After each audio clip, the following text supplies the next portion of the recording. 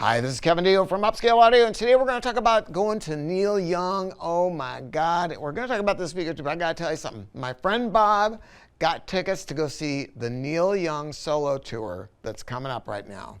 And I've seen Neil Young many, many times. I've seen a solo tour before. It's just him and his guitar and his big old collapsichord thing. He's got this big, crazy old keyboard that he brings, and it is going to be the show, and we're going to see him at the Ford Theater. That's like seeing him in like a little movie theater or something. It's a very small, intimate place, and I just got to make sure that Bob knows I appreciate it. I couldn't believe it. Oh my God. You know, it's so funny. You know, that's what prompted me getting this whole thing going. I had my knee replaced. This is the deal, right? Back in the day when I got this coffee mug, I was at the JBL factory. I was probably 22 years old. I thought it was hot shit. I wasn't, you know, but I loved hi-fi back then, and I took the factory tour, and I was just blown away by what real companies and real engineering can do.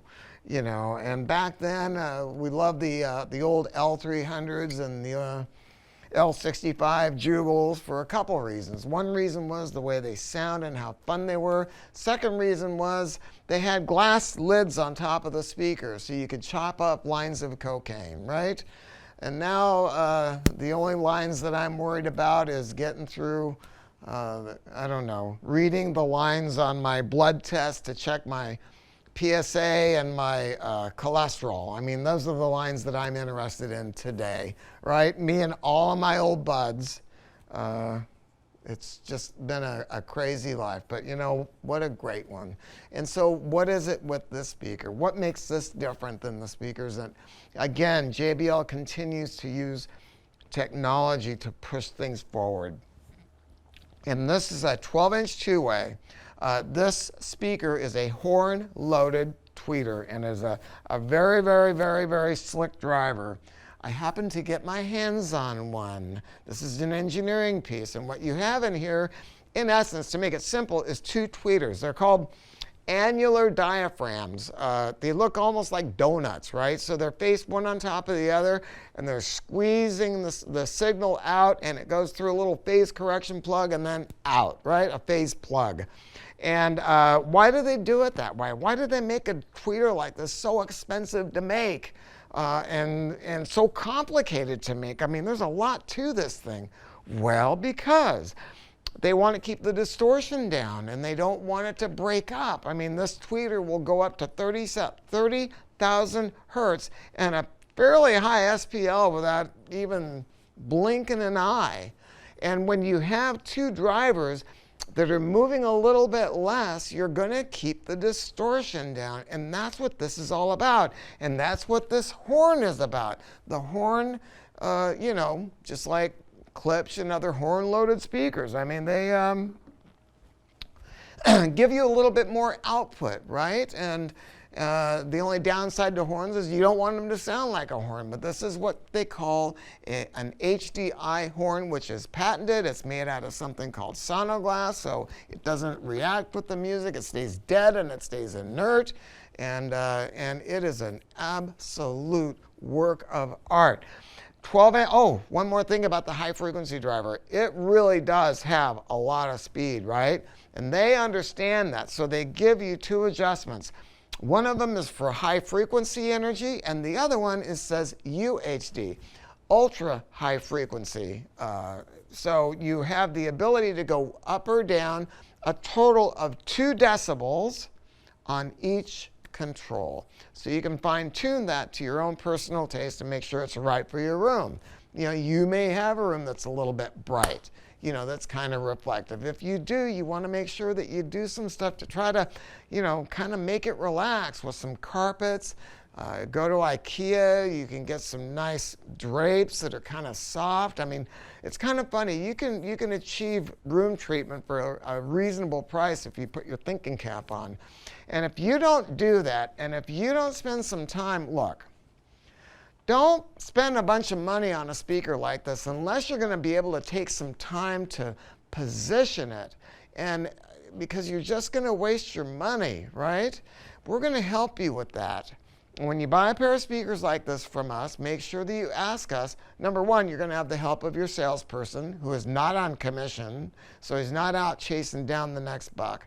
The other thing is we're going to give you a thumb drive or a CD and instructions on how to position speakers. And you got to make sure you do it. That's how you get all the joy out of it. And if you do it, this speaker will absolutely disappear. And it will breathe, and it'll take these old recordings, and it will, an old Neil Young, I mean, come on. Harvest was not a great recording. But you put it on a speaker like this, and it will make it breathe. Hell yeah. The speaker is 91 dB efficient. And so it's fairly easy to drive. You can drive it with a 25-watt amp. In a tube amplifier like a Prima Luna, any of the smaller Prima Lunas, an Evo 100, 200, 300, any of those are going to absolutely make it sing. If you have a tube amp, regardless of the brand, and you get a pair of these speakers, if your amplifier has a 4-ohm tap and an 8-ohm tap, make sure that you try them both. It is super important, and use the one that sounds best. Yes, this is an 8-ohm speaker. Yes, it does measure pretty close to 8 ohms, but you still got to try it on the 4-ohm tap and see how it sounds, and use the one that sounds best. The other thing is you got to let these break in. This speaker is more susceptible for a need to break in than most anything I've ever heard, really. And you got to let it get into its groove and have fun. And that's going to take at least a couple hundred hours for that thing to kind of just relax. But when you do, you're going to love it. The 12-inch bass driver is absolutely massive. I was going to remove this for you and show you, but I knew I was going to damage this bitchin' cabinet. And we started to do it. We were taking it. I said, we're going to have a tough time getting it out, right? Because it's so heavy. We're going to have to dump it forward and bang on it to get it to drop. I said, nah, let's not do it, because I just love the speaker so much. Now, this is the black wood finish, so it's a painted real wooden veneer, but it also comes in a natural wood, and we're going to show you both of those colors.